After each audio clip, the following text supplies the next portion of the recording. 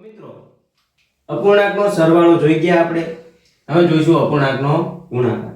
સરવાળો ગુણાકાર આવડી જાય એટલે બાદબાકી ભાગાકાર આવડવાનું છે. એમાં કોઈ તકલીફ પડવાની નથી. જે રીતે આપણે સરવાળો કર્યો તો એ જ રીતે બાદબાકી કરવાની છે. એમાં થશે શું કે અંશના સરવાળા બદલે બાદબાકી થશે, બીજું કઈ ફેર પડશે નહીં. ચાલો તો અહીંયા આપણે જોઈએ અપૂર્ણાંકનો ગુણાકાર.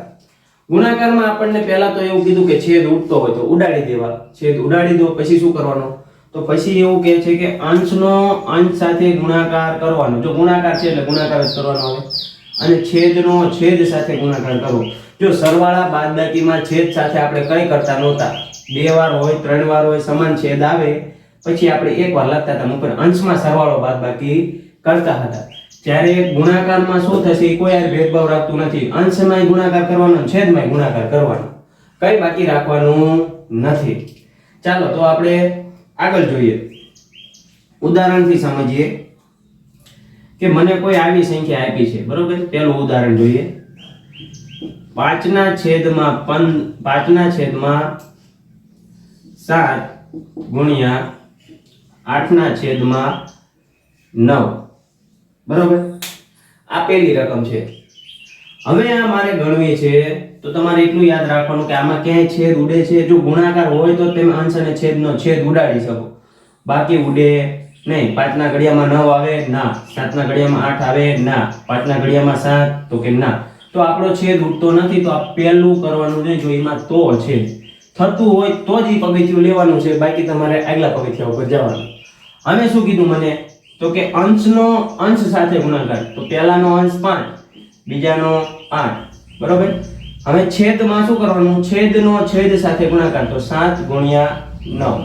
ચલો હવે ગુણાકાર આવડે બધાને. 8 પંચું તો કે 40, 7 નવું તો કે 63. તો આ આપણો જવાબ થઈ ગયો.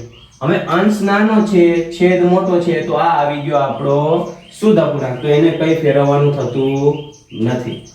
ચાલો, જો અહીંયા છેદ નથી ઉડ્યા તો અહીંયા ઉડવાના નથી, બરોબર. હવે બીજું ઉદાહરણ જોઈએ કે જેમાં કઈ છેદ ઉડતો હોય છે, બરોબર. 5 છેદમાં 8 ગુણ્યા 16 છેદમાં 25, બરોબર. તો હવે તમે આ જોવો તો તમને અહીંયા કંઈક દેખાશે. અહીંયા તમને એવું લાગશે કે આ તો મને કંઈક ઘડિયા જેવું લાગે છે. કોના? તો પાયો 25, 8 દુ 16. તો આ ઘડિયા મને લાગે છે. તો તમારે શું કરવાનું, 5 છેદમાં 8 હતું, આ 16 છેદમાં 25 હતું. તો છેદ ઉડે છે તો ઉડાડવાના. પાયો 25, 8 દુ 16.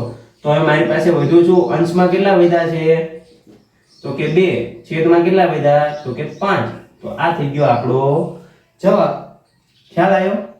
સિમ્પલ છે, આમાં કઈ અઘરું છે નહીં. પણ તમે જ્યારે સરવાળો અને ગુણાકાર મિક્સ કરો, આમાં 5 ને 16 21 કરો, અથવા તો 8 ને 25 ને તમે લસા લઈને સરખું કરવા જાઓ ત્યારે દાખલો અઘરો પડે છે. બાકી જો કે અંશનો અંશ સાથે ગુણાકાર કર્યો, છેદનો છેદ સાથે ગુણાકાર કર્યો, ઘડિયા આવડે છે, ગુણાકાર કરતા આવડે છે, તો પછી અપૂર્ણાંક હોય કે પૂર્ણાંક સંખ્યા હોય કે પ્રાકૃતિક સંખ્યા હોય, કશો જ ફેર પડવાનો નથી.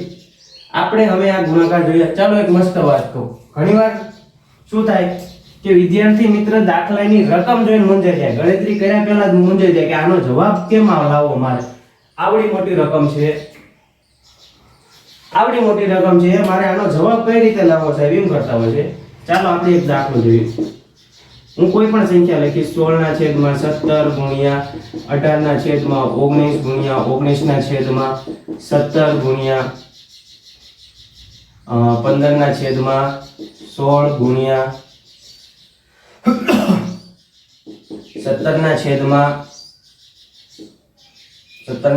19 ગુણ્યા 19 છેદમાં 5, બરોબર. આ સંખ્યા લખી હવે ઘણા એમ થાય કે આહા એટલું બધું ગુણાકાર હું કઈ રીતે કરીશ. તો કઈ મૂંઝાવણ નથી. આપણે પહેલું પગથિયું શું છે કે જો છેદ ઉડે તો ઉડાડવા. તો હવે જુઓ, અંશમાં કોણ કોણ આપ્યું છે તો કે અહીંયા 16 છે. તો ક્યાંય છેદમાં 16 આપ્યું છે? હા આપ્યું છે. આ 16 ગયા, આ 16 ગયા. ચલો, અંશમાં 18 છે, છેદમાં ક્યાંય આપ્યું છે નથી, રવા દો. પણ અહીંયા 17 છે, આ 17 છે, ઉડી ગયા. 19 ઉડી ગયા. ચલો આ 19 આ 19 ઉડી ગયા. હવે જો તો કેટલી રકમ શાંત થઈ ગઈ. હવે તમારી પાસે જે નવું વધ્યું એમાં જો હજુ છેદ ઉડે છે આપણે.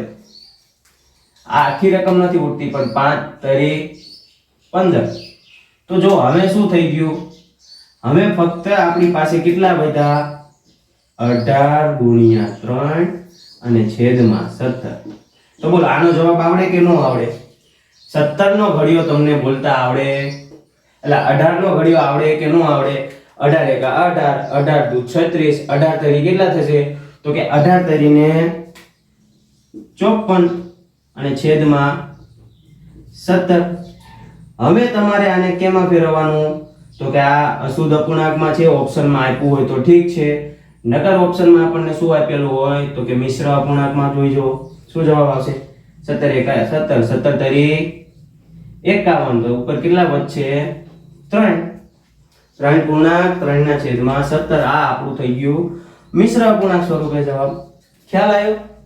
ગુણાકાર કઈ અઘરો છે નહીં, ગુણાકાર સાવ સિમ્પલ છે.